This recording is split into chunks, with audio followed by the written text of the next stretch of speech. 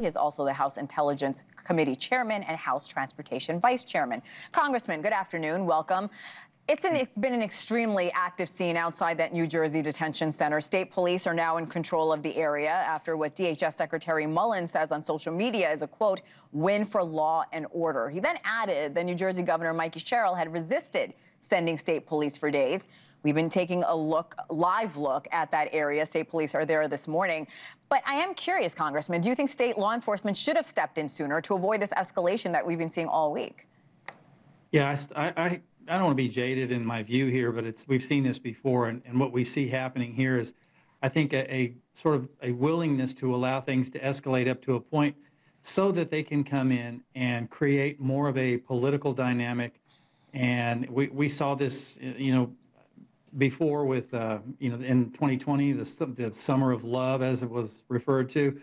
And here we are now approaching a midterm election cycle, and we're seeing this again. We're seeing the lack of leadership by this New Jersey governor, who probably could have stepped in on day one and mitigated these consequences significantly, but chose to allow it to escalate and fester to the point that now we've got people being hurt. We've got federal officers who are being threatened, not just them, but their families. No wonder ICE doesn't want to unmask. And why should they? It's just so that they can be further subjected to threats for them and their families. So this has escalated. It's been allowed to escalate by the governor of New Jersey. I'm glad to see that the state police have stepped in to create some measure of somewhat of a buffer. But, look, the reality is ICE has a job to do, and I would really think that my colleagues on the other side of the aisle would come down on the side of American citizens first before they come down on the side of criminal illegals that are detained in a facility designed for the detention of criminal illegals. You mentioned those threats. Secretary Mullen shared a pretty staggering statistic. He says ICE agents are facing an 8,000% increase when it comes to death threats. How do we lower the temperature here and limit violence against these federal officers, and to your point, who are simply doing their job? Gosh, I really don't know, because it seems like whatever's happening, if you look at the video that you're showing now, and you look at the crowd, look at what they're wearing.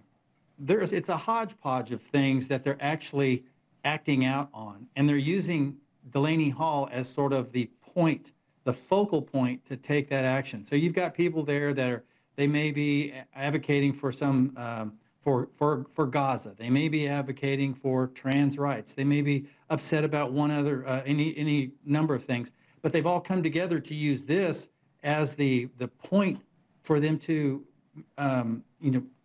protest.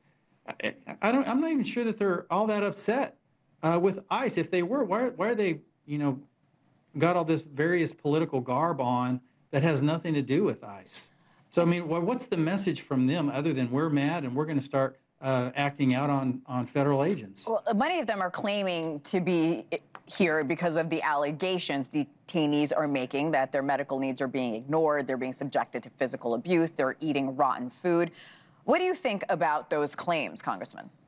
I think that's bull. I mean, look, these people have it better than they had it in the country they escaped from. Let's be honest about it. Nobody's trying to escape into Cuba. Nobody's trying to escape into Afghanistan. They're all trying to escape wherever they're coming from to get into the United States. Could be any number of countries. It could be countries in our hemisphere. But the bottom line is, this is where everybody wants to be because they get treated so well. So not only are they treated well when they're out on the streets, many of them receiving taxpayer-funded benefits, SNAP benefits, other things, but now they're being treated well when they're in detention, because we know that if they were treated anything less than good conditions, they'd hear about it. None of these people have been in there and seen this, by the way. Well, I haven't been in and seen it either. Well, that's my question. If they are being treated well, why not the transparency? Why not let journalists in, or at least the governor in?